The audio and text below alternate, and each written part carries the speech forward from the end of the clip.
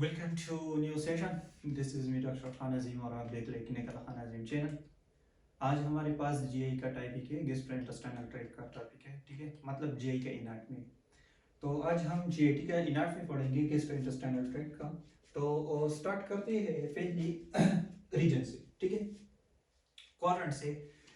हमारे साथ right quadrant, left quadrant. ठीक है, फिर राइट, फिर लेफ्ट क्वाड्रेंट में हमें पहले एब्डोमिनल रीजन जानने चाहिए। ठीक है, जीआई की एनाटॉमी से पहले एब्डोमिनल रीजन जानना चाहिए। मतलब 9 रीजन है। यहाँ से डायफ्राम से नीचे, रिब से नीचे आप फील करते हो राइट हाइपोकॉन्ड्रिक रीजन जहाँ पर लीवर होता है, फिर एपिगैस्ट्रिक रीजन, फिर लेफ्ट हाइपोकॉन्ड्रिक रीजन लीवर, फिर यहाँ पर स्टमक, और स्टमक का लीवर का लास्ट पार्ट जो डाइवर्ट करता है वो किस जगह डाइवर्ट करता है, लेफ्ट हाइपोकॉन्ड्रिक। फिर यहाँ पर जो आता है ये लंबर रीजन होता है। लंबर रीजन पीछे जाते हुए किडनी है इसमें। फिर अम्बिलिकल रीजन है इंटेस्टाइन। फिर यहाँ से एलिक रीजन है राइट और लेफ्ट। ठीक है, तो इसी तरह से हम जीआई का एनाटॉमी पढ़ेंगे। ठीक है, तो स्टार्ट करते हैं पहली जीआई की। मतलब मैं जीआई की ब्लड सप्लाई भी बताऊंगा इस वीडियो में। ठीक है, ब्लड सप्लाई, एनाटॉमी और नर्व सप्लाई तीनों बता दूंगा। ओके, तो कंटेंट ऑफ जीआई, मतलब जीआई जो है वो 3 गट को डिवाइड किया है, fore gut, mid gut and hind gut. Fore gut, mid gut and hind gut. So fore gut का जो कंटेंट है, कंटेंट ऑफ फोर गट, ठीक है, कंटेंट ऑफ फोर गट, उसमें लोअर एंड ऑफ एसोफेगस। क्या? लोअर एंड ऑफ एसोफेगस, ये सिर्फ याद रखो। स्टमक, सेकंड क्या है? Stomach. 1-2 part of duodenum, gall bladder and spleen, और स्प्लीन के साथ पैनक्रियाज भी। ठीक है, स्प्लीन के साथ क्या? पैनक्रियाज भी। मिडगट, मिडगट जो है 1/3 part of duodenum, 1/3 part of duodenum, 2/3 part of transverse colon, 3 splenic flexure, 3 splenic flexure. Hindgut, hindgut को देखो 1/3 of transverse colon, 2 NS, pectinate line above. ठीक है, एबाव जो पेसिटिनेट लाइन होता है इसके एबाव। तो हमारे साथ ये जो है कंटेंट टिपोर गट की, मिड गट की और हाइंड गट की। पहले याद रखो, इसके साथ थोड़ा सा एनाटॉमी याद रखो, सॉरी, थोड़ा एनाटॉमी याद रखो कि T12 से लेकर L1 तक, T12 से लेकर L1 तक हमारे पास जो है कंटेंट थोरासिक से लेकर लंबर तक कौन सा आता है? T12 से L1 तक content of core gut. L1 को मिड गट, हाइंड गट को कौन से आता है? हाइंड गट को L3, L3 जो है हाइंड गट को करता है। इसकी जो पैरासिम्पैथेटिक एक्टिविटी, एक सिंपैथेटिक एक्टिविटी होता है, एक होता है पैरासिम्पैथेटिक। सिंपैथेटिक जो होता है वो एक्शन एक्टिविटी होता है, पास मूवमेंट होता है। ठीक है, एक होता है पैरासिम्पैथेटिक रेस्ट मूवमेंट जो हम इसको कहते हैं। तो पैरासिम्पैथेटिक जो होता है वो कौन करता है? वेगस नर्व करता है। इसका भी वेगस करता है और यह इसके जो करता है ये पेल्विक करता है। ठीक है, कौन करता है? पेल्विक करता है। ये एग्जामिनेशन पॉइंट्स है, वेगस एंड पेल्विक। ठीक है, ये हर एग्जाम में आता है, ये एमसीक्यूज पॉइंट है। तो चलते हैं जीआई को डायग्रामेटिकली देखते हैं। देखो, जीआई हम जब ड्रा करते हैं तो पहले ये पोर्शन ड्रा करते हैं, ये वाली पोर्शन। तो ये वाली पोर्शन जो है सीकम है और रेट्रोसीकल ऑर्गन, अपेंडिक्स। इसको क्या कहते हैं? सीकम। सीकम यहाँ तक क्या होता है? अपेंडिक्स होता है। यहाँ पर छोटा सा इंटेस्टाइन होता है, इसको क्या बोलते हैं? अपेंडिक्स बोलते हैं। ठीक है, इस अपेंडिक्स को रेट्रोसीकल ऑर्गन भी कहते हैं, रेट्रोसीकल ऑर्गन। ठीक है, इसके बाद हमारे साथ आता है एसेंडिंग कोलन, एसेंडिंग कोलन ऊपर जाती हुई। फिर यहाँ पर आता है हमारे साथ हेपेटिक प्लेक्सर। ये प्लेक्सर याद रखो, ये प्लेक्सर बहुत इंपॉर्टेंट है, हेपेटिक प्लेक्सर। फिर ट्रांसवर्स कोलन, फिर ट्रांसवर्स कोलन के साथ हमारे पास स्प्लेनिक प्लेक्सर, ये याद रखो। ठीक है, एसेंडिंग कोलन, हेपेटिक प्लेक्सर, फिर splenic colon, splenic transverse colon, फिर जो है स्प्लेनिक प्लेक्सर, और स्प्लेनिक प्लेक्सर जो है डिसेंडिंग कोलन, फिर जो है सिग्मोइड कोलन, रेक्टम और एनल कैनाल।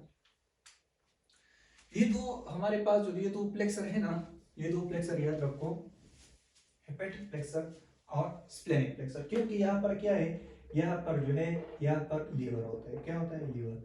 तो ये प्लेक्सर का मतलब ये है टर्न, टर्न लेता है, टर्न मीन प्लेक्सर। और ये स्प्लेनिक प्लेक्सर है, ठीक है। इसलिए मैंने आपको ये बता दिया कि देखो पहले जो मैंने आपको कंटेंट बताई थी लोअर एंड ऑफ एसोफेगस, ठीक है, लेकिन मैंने आपको तो ये बता दिया। पहले ये देखो, ये है हमारे पास एक है ट्रेकिया, ट्रेकिया को वाइंड पाइप बोलते हैं और ये डायरेक्ट जाते हैं लंग्स, ठीक है। एक होता है एसोफेगस और एसोफेगस को दूसरा नाम फूड पाइप और ये 25 सेंटीमीटर होता है। कितने होते हैं? 25 सेंटीमीटर। तो किस से पोरकट कहाँ से स्टार्ट होता है? पोरकट स्टार्ट होता है लोअर एंड ऑफ एसोफेगस से। ये लोअर एंड ऑफ एसोफेगस में यहाँ से स्टार्ट होते हैं, लोअर एंड एसोफेगस, स्टमक आते हैं, इसमें 1 to डिड्यूनम आते हैं, ठीक है, और गॉल ब्लैडर आते हैं। यहाँ तक जो होता है हमारे पास कौन सा कंटेंट होता है? यहाँ से लेकर, मतलब मैं ड्रा करता हूँ, यहाँ से लेकर यहाँ तक जो पॉइंट होता है वो होता है अबाउट पोरकट। कौन सा कट होता है? पोरकट। पिरामिड कट को देखो, 1/3 of duodenum, third part of duodenum से लेकर ये थर्ड पार्ट डिड्यूनम, सेकंड